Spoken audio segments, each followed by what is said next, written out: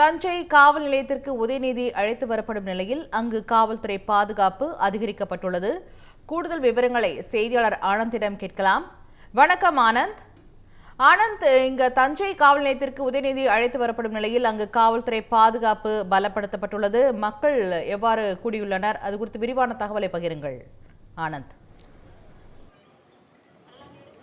வணக்கம் பராசக்தி. நேற்று தஞ்சை பனகல் கட்டிடம் அருகே திமுக சார்பில் கண்டன ஆர்ப்பாட்டம் நடைபெற்றது. அப்போது முதலமைச்சர் விஜய் மற்றும் நடிகை த்ரிஷா குறித்து இரட்டை வார்த்தையில் உதயநிதி ஸ்டாலின் விமர்சித்திருந்தார்.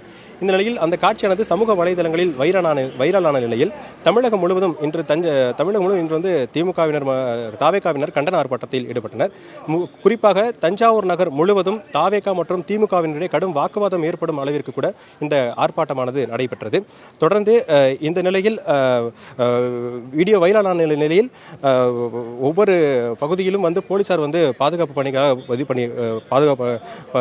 பாதுகாப்பு பணிக்காக பலப்படுத்தப்பட்டிருந்தனர். இந்த நிலையில் உதயநிதி ஸ்டாலினுக்கு காவல் நிலைய விடுப்பு அவர் மீது வழக்கு பதிவு செய்திருந்த நிலையில் அவர் காவல் நிலைய பிணை விடுப்பில் இன்றே விசாரித்து அனுப்புமாறு உயர்நீதிமன்றம் உத்தரவிட்டிருந்ததை அடுத்து தஞ்சாவூர் கிழக்கு காவல் நிலையத்தில் அவர் தஞ்சாவூர் கிழக்கு காவல் நிலையத்தில் அவர் மீது வழக்கு பதிவு செய்யப்பட்டிருந்தது.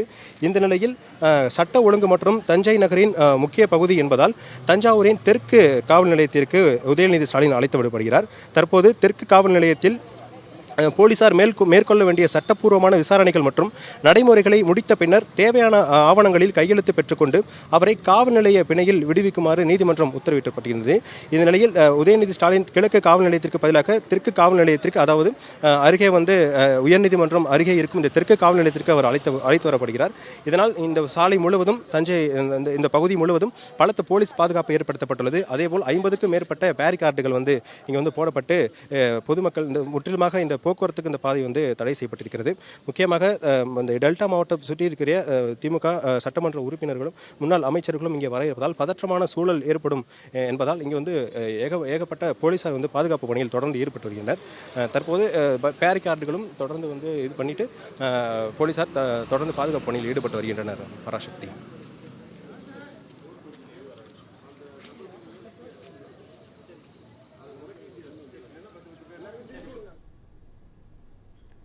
ஆனந்த், எத்தனை மணி நேரம் அவரிடம் விசாரணை நடைபெற்றது? போலீசார் என்ன சொல்கின்றனர்? அது குறித்து விரிவான தகவலை பகிருங்கள். விசாரணை இன்னும் துவங்கவில்லை. தற்போது அவர் விழுப்புரம் தாண்டி இன்னும் 2 மணி நேரத்தில் தஞ்சை வந்தடைவார் என எதிர்பார்க்கப்படுகிறது. இங்கே வந்த பிறகு அவருக்கு தேவையான விசாரணைகள் நடத்தப்பட்டு அவரை இன்றே விடுவிக்குமாறும் என்று தெரிவிக்கப்பட்டிருந்த நிலையில் அவரிடம் தேவையான விசாரணைகள் மேற்கொள்ளப்பட்டு அவர் இன்று விடுவிக்குமாறு என்று எதிர்பார்க்கப்படுகிறது. பராசக்தி.